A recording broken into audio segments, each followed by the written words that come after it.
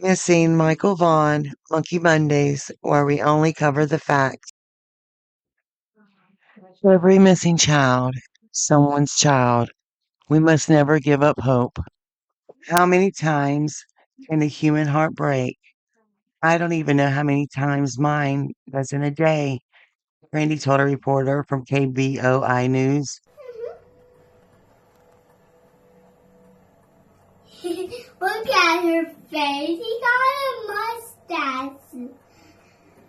Yeah. Yeah, I miss him a lot. I miss him too. Me too. Okay. Let's go get dressed, crazy hair.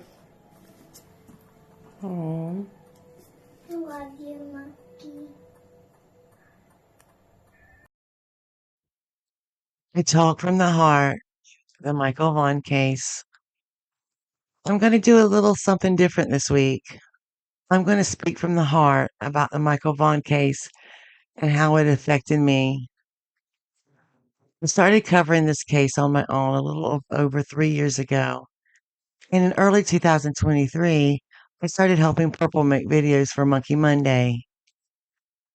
As this journey has taken place, I sure was not anticipating it taking this long. I pray every day that Michael was found and home already. I never dreamed 2 years later I would still be covering this precious little baby's case. Over the last 2 years, not only has everyone been patient with me, with my know-how of making videos, and I appreciate that, but I've also got to know brandineal Vaughan and the family, and they are a great, close-knit family. I have watched through private and public pictures and videos of not only Michael growing up through these pictures and videos, but also the family. I have grown to love and respect this family. I have sat back and watched while the family has been dissected and put through hell. I haven't said a word, only covered the facts given to us by law enforcement. I will only give the facts, no theories, no rumors, because at the end of the day, that is what we truly have to go by. Also, I have had the opportunity to be privy to certain information. However, unless law enforcement says it is as proof, I will not repeat it. Now, enough on my thoughts on that. Through interviews and conversations with Brandy, we have learned a lot about Michael and the family. Michael Vaughan was born on June 24th, 2016 in Fruitland, Idaho, to Brandineal and Tyler Vaughan. Michael has the brightest blonde hair and very bright deep blue eyes, and he weighed about 60 pounds and was 3 foot 6 inches tall when he went missing. Michael's nickname came before he was even born, as he climbed and tumbled inside his mother Brandy's stomach before he was even born.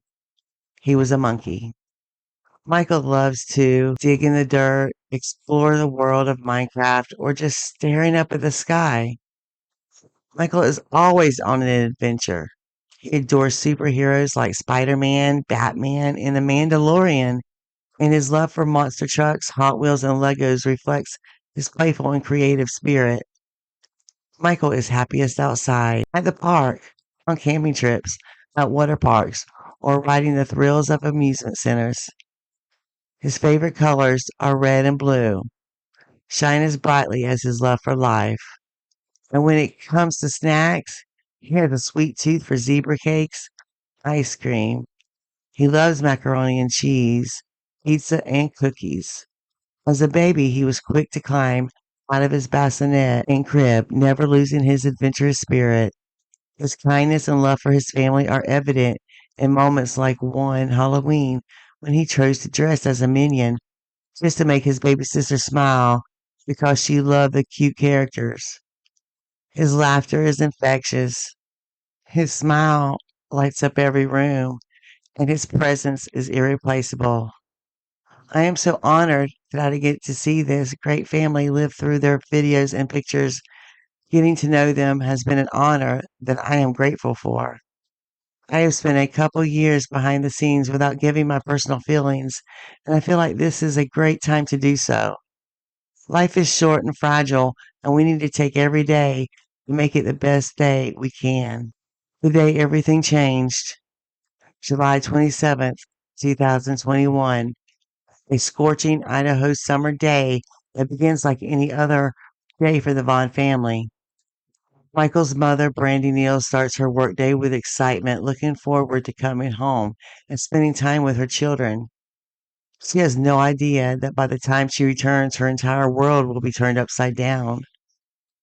At 4 p.m., Brandy takes a quick break from work to call home. Everything seems normal. Michael is playing his Nintendo Switch. His loving father, Tyler Vaughan, is nearby, and the rest of the family is going about their day. Then sometime between 6:40 and 7 p.m., Michael vanishes. Tyler, momentarily tending to his daughter, changing her diaper and ordering a pizza, returns to the living room to find Michael gone. Panic grips in.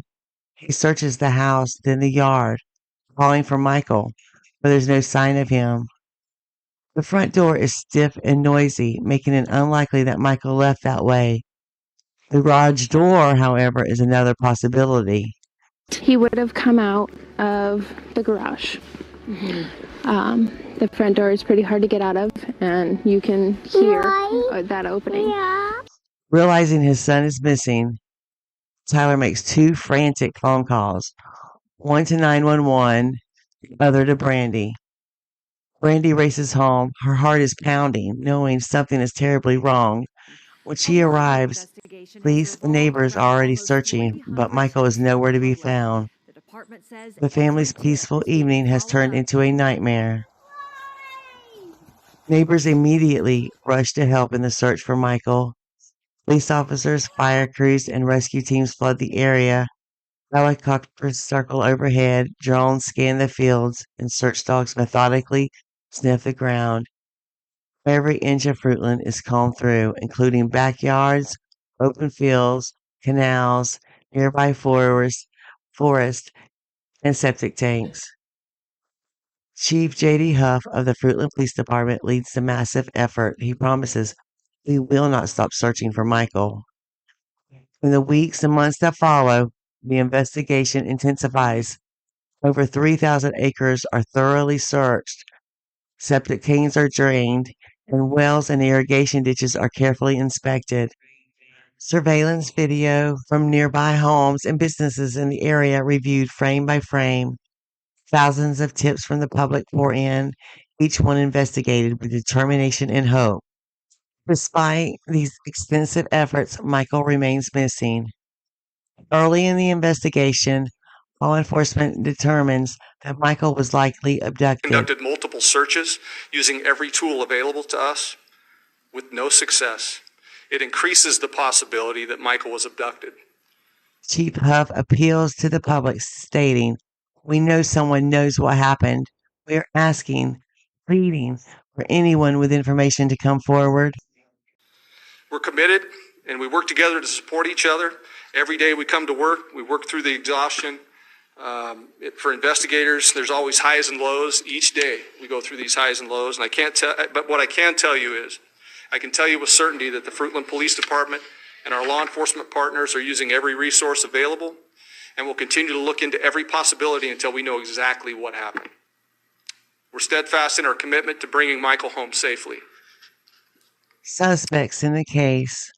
In November 2022, a major development occurs when investigators focus on a residence located on Red Wing Street, not far from Michael's home. Cadaver dogs alert authorities to the backyard of the property, leading to an excavation that spans several days. 4 individuals have been identified as suspects. 1. Sarawondra. Sarawondra was arrested and charged with failure to report a death. She allegedly stated to authorities, "Michael is buried in the backyard." Sarah is incarcerated until at least 2026 on unrelated charges to Michael's case. Number 2, Staceywondra, Sarah's husband, arrested on federal firearm charges, named a suspect connected to Michael's disappearance. Staceywondra is incarcerated for 1 year for violation of terms of his release. and unrelated charges to Michael's case. Number 3, Adrian Lucien, also known as Adrian Lucien Lucero, a man associated with the Wondras, is likewise named a person of interest. Adrian was living with the Wondras at the time of Michael's disappearance. Number 4, Brandonshirtliff, a man from Kuna, Idaho, who was reportedly in the Fruitland area around the time Michael went missing. He was working and staying with the Wondras.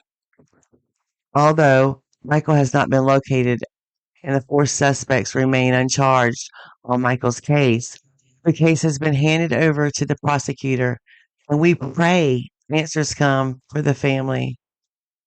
I want to publicly send prayers and my love to the Vaughan family that answers come soon. You are not alone. We stand with you. We will not give up. We will not stop searching for Monkey. Please, if you know anything, come forward. Help bring Michael home. Brandy and Tyler's promise. Brandineal, Michael's mother, has become his fiercest advocate. She attends every vigil. She speaks at every event. She shares Michael's favorite stories. How he loves climbing trees, how he loves to drive his monster car, and how he curls up for bedtime snuggles. At one vigil, Brandy says, Monkey, you are loved beyond measure. We will never stop searching for you. We are your voice, baby. Tyler Vaughan echoes, Michael, we miss you. Your brother and sisters miss you. Our arms are still open, waiting to hold you again. We will never give up. How can you help? Share his story. Post his flyers. Share his photo online. And keep talking about Michael. Report tips. If you know anything at all, call the Fruitland Police Department at 208-452-3001. Contact Crime Stoppers. Tips can remain anonymous. Support awareness, attend vigils, share updates, and keep Michael's face visible. Brandy pleads, we need your voice. We need you to speak for Monkey. Someone somewhere knows something. Michael Joseph Vaughan, lovingly known as Monkey, is a lively and adventurous boy with a heart full of joy.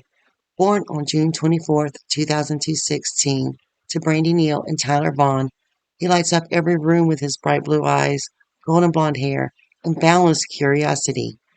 His playful spirit and love for exploring the world around him make him unforgettable to those who know him. But on July 27, 2021, everything changes. At just 5 years old, Michael disappears from his neighborhood in Fruitland, Idaho. One moment he is there, full of energy, laughter, and life, and the next he is gone. He is last seen near his home on Southwest 9th Street and Arizona Avenue between 6:40 and 7 p.m., wearing a light blue Minecraft t-shirt, dark blue boxer briefs, and sandals. Despite relentless searches by law enforcement and the community, Michael is still missing. Authorities confirm he was abducted, but his whereabouts remain unknown. His family refuses to give up hope, and the search for Michael continues. The Fruitland Police Department urges anyone with information to come forward.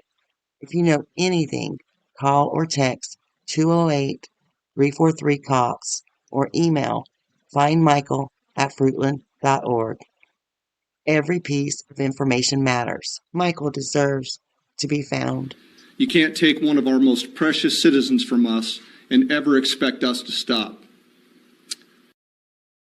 He's coming home. How to bring awareness for missing children. Every missing child deserves to be seen. Every missing child deserves a community that refuses to forget them. Awareness can be the bridge between a missing child and a safe return. Every single one of us has the power to help. Here's how you can help bring awareness for missing children in a meaningful, lasting way. 1. Share their stories. One of the simplest ways and most powerful ways you can do is share information about missing children.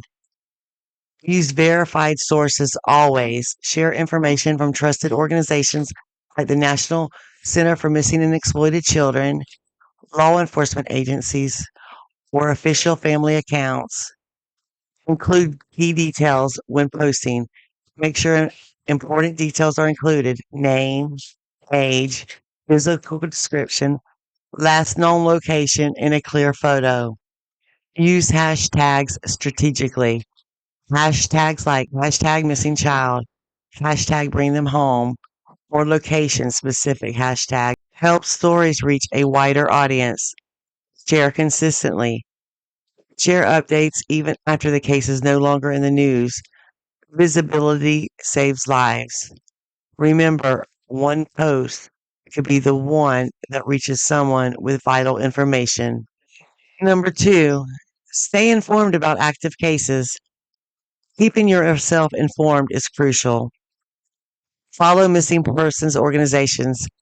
Pages like National Center of Missing and Exploited Children, missingkids.org, and local law enforcement post alerts in real time.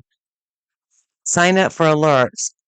Many services allow you to receive missing child alerts specific to your area. Be aware in your community. Know the names and faces of children missing from your region. Stay alert when you are out in public. Knowledge turns you into another set of eyes looking for a missing child. And that is powerful. Number 3, support families, publicly and privately. Families of missing children carry unimaginable grief and fear. Support can make a real difference. Show you care. A simple comment like still searching, still sharing reminds families their children is not forgotten. Respect their privacy. Share publicly available information, but never pressure families for personal details or updates. Attend or promote community events, vigils, fundraisers, and awareness walks. Bring community attention back to the cases that might otherwise be forgotten. Your compassion gives families strength to keep fighting. Number 4, advocate for legislation and resources. Change often begins with awareness, but it grows through action. Support child safety laws, advocate for stronger Amber Alert laws, better resources for law enforcement, and funding for missing children programs. Write to lawmakers, encourage elected officials to prioritize missing children's cases and to support legislation aimed at prevention and rapid response. Educate your community, host information meetings, or share resources about preventing abductions and keeping kids safe. Building a safer world for children starts with informed, determined communities. Number 5, create and share awareness content. If you have a platform, whether it's YouTube, TikTok, Instagram, or even just within your own circle, use it. Create awareness videos or posts. Share missing children's cases in a respectful and factual way. Feature multiple cases. Remember, not every case receives the same media attention. Shine a light on those who might be overlooked. Collaborate with others. Work with local nonprofit advocacy programs or other content creators to amplify missing children's stories.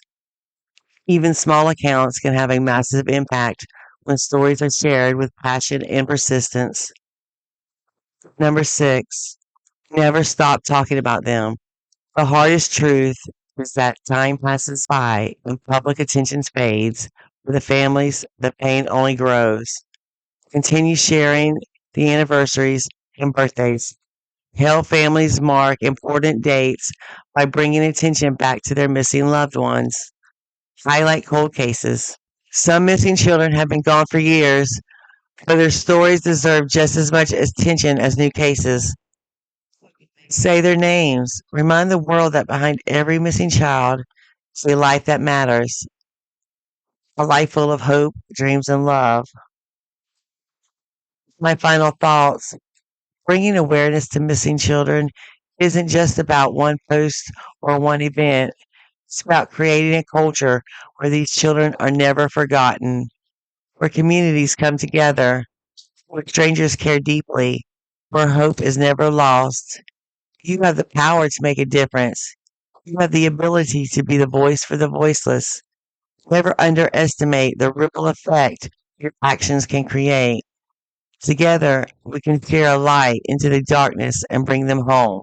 Somewhere, a mother sits with the porch light on, praying for her child walks back through the door. Somewhere, a father scans every face in every crowd, hoping to see the eyes he's been missing in his dreams.